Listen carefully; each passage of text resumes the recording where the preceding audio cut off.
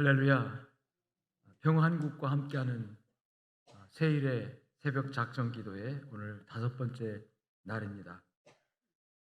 이 평화한국과 함께하는 새벽 작정 기도회 시간에 요한복음을 주제로 해서 큐티를 하고 또 요한복음에 나타난 예수님의 성품을 한 가지씩 살피면서 기도하고 은혜 받는 시간입니다.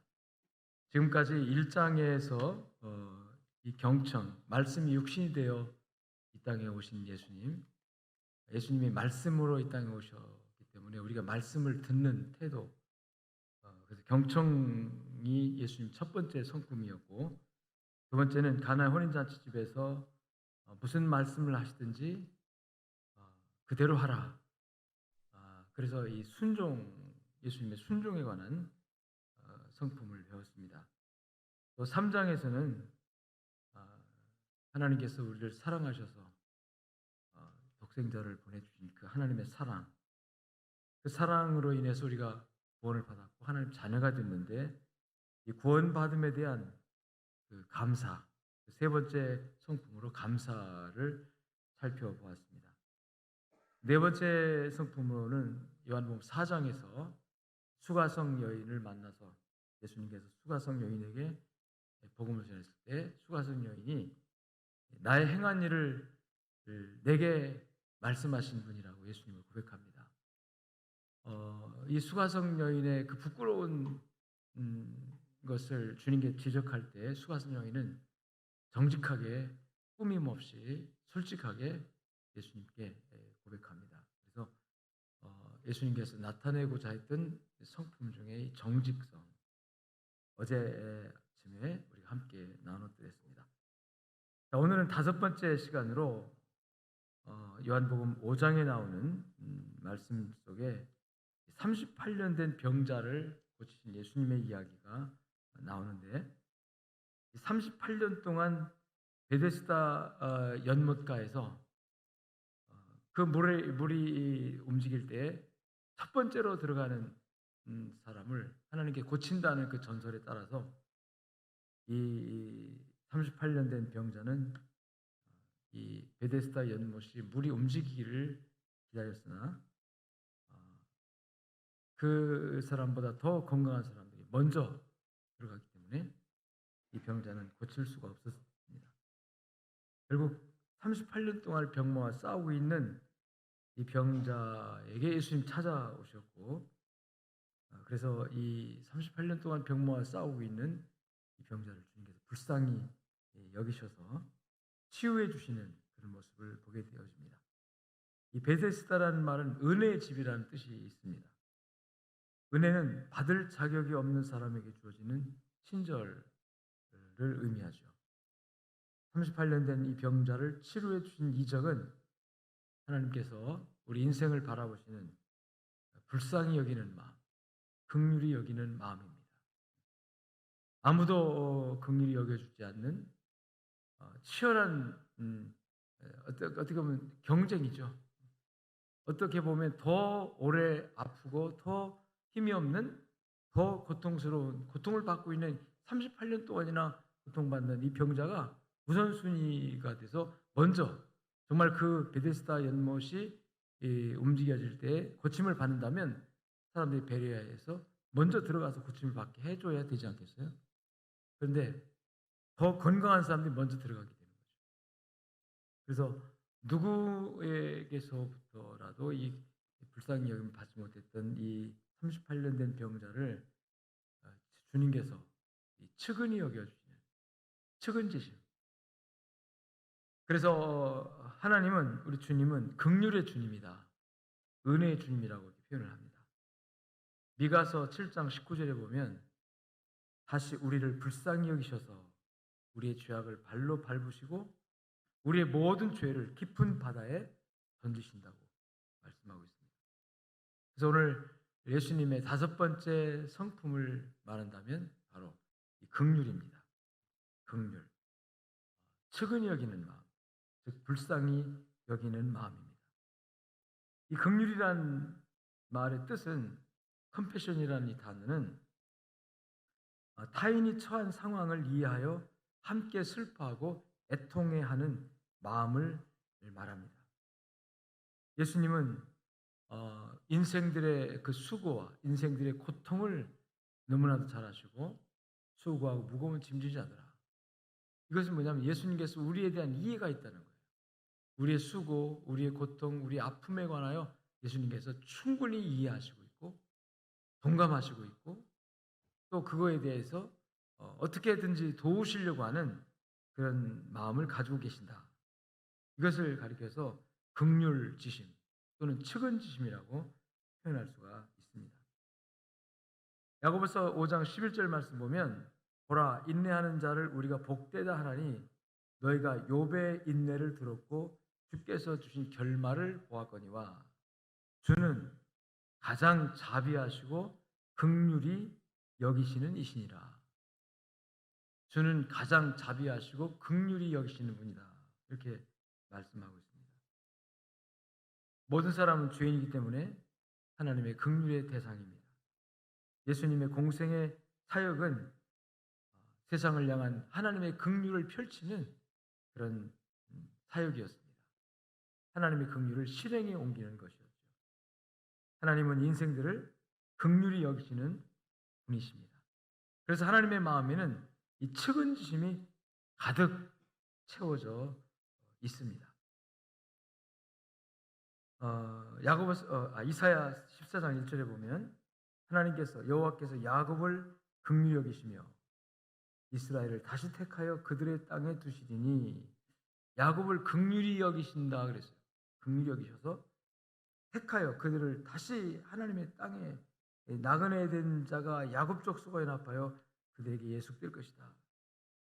하나님께서 긍휼히 여기셔서 그들을 베푸신다는 말씀이고 이사야 30장 18절에도 그러나 여호와께서 기다리시나니 이는 너에게 은혜를 베풀려 하시며 일어나시리니 이는 너희를 긍휼히 여기려 하심이라. 결국 하나님께서 우리를 긍휼히 여기시기 위해서 기다리시고 또 일어나시고 움직이신다는 뜻이죠. 이사야 49장 15절 말씀 보면 여인이 어찌 그 젖 먹는 자식이 있겠으며 자기 태순한 아들을 긍휼히 여기지 않겠느냐. 그들은 혹시 잊을지라도 나는 너를 잊지 아니할 것이다. 즉 이 하나님의 긍휼이 우리를 잊지 않는다는 거죠. 우리가 잘 아는 누가복음에 나오는 탕자의 비유 가운데 보면 탕자가 아버지를 떠나서 허랑방탕하고 다 탕진하고 정말 망한 모습으로 돌아오는 그 아들을 성경은 측은히 여겨라는 단어를 씁니다. 측은히 여겨, 불쌍히 여겨서. 그래서 하나님의 마음속에는 측은지심이 가득 채워져 있어요. 우리 예수님의 마음에도 측은지심이 가득 채워져 있어요. 그래서 나사렛의 무덤 앞에서 눈물을 흘리셨고 예루살렘을 향해서 또 그들의 멸망을 내다보면서 너무나도 그 측은지심이 발동하시면서 통곡하시며 울었습니다.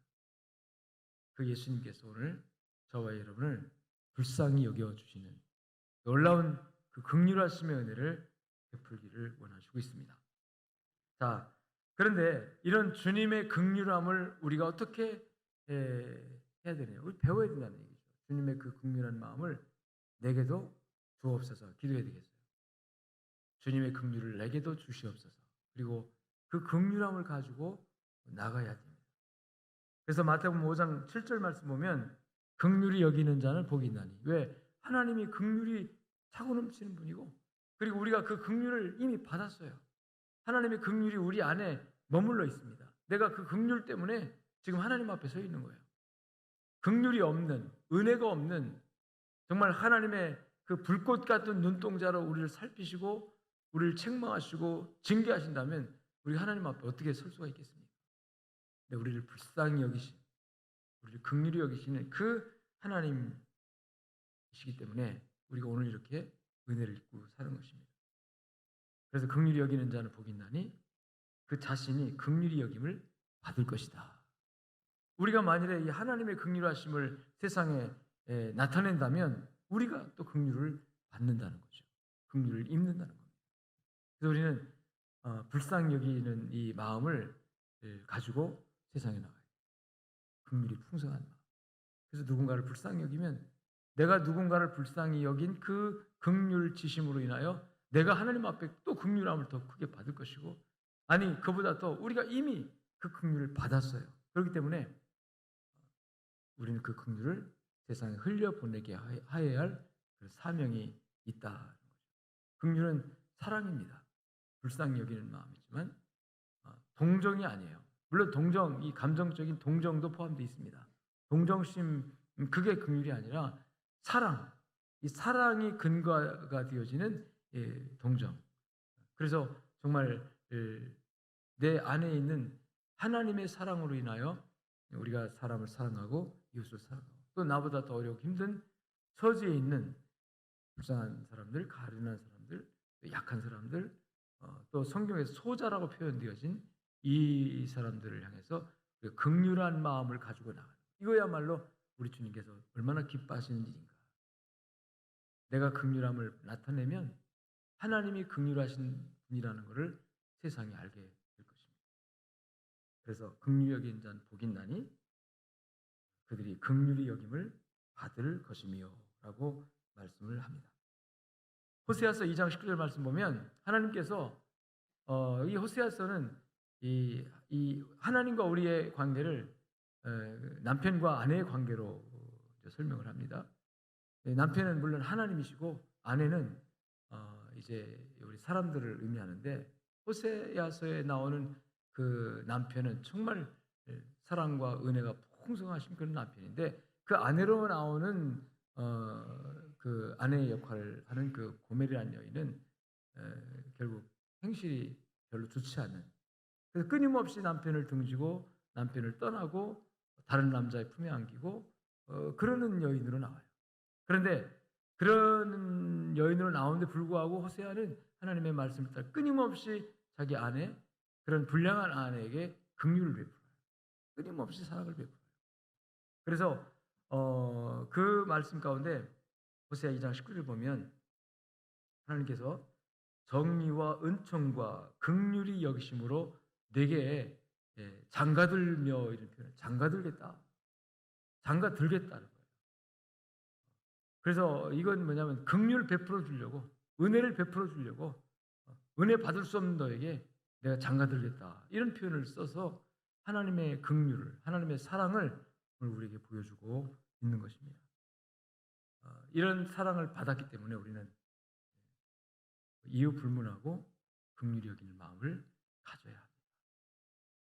긍휼히 여기는 마음을 가진 사람에게 하나님도 더 큰 긍휼을 풍성하게 베풀어 주실 줄로 믿습니다. 성경에 나온 위대한 인물 모두가 다 하나님의 긍휼을 입은 사람들입니다. 바울 사도는 자기 자신을 죄인 중에 죄인 괴수라고 표현합니다. 그럼에도 불구하고 이 하나님의 큰 긍휼을 입어서 정말 위대한 사도로, 위대한 하나님의 종으로 쓰임을 받습니다. 베드로도 주님을 처음 만났을 때 주님께 뭐라고 고백합니까? 나는 죄인입니다. 죄인입니다. 하나님의 은혜가 아니면, 긍휼이 아니면, 하나님의 불쌍히 여김이 아니면 아무것도 할 수 없는 연약한 존재라는 뜻이죠. 오늘 우리는 하나님의 그 큰 긍휼을 입어서 하나님의 자녀가 됐고 하나님의 축복의 백성이 됐습니다. 마땅히 그러므로 우리가 이 하나님의 긍휼을 보여줄 수 있는, 나타낼 수 있는 긍휼히 여기는 자가 되어야 될 줄로 믿습니다. 하나님의 성품을 배우는 자들은 하나님의 영광을 드러내는 삶을 살게 되죠. 오늘 예수님의 성품 중에 이 5번째 성품, 긍휼의 성품, 측은지심, 오늘 하나님이 여러분의 마음속에, 우리 모두의 마음속에 충만하게 허락하셔서 정말 사랑이 흘러가게, 긍휼, 불쌍히 여김, 사랑, 측은히 여김이 다 같은 단어죠.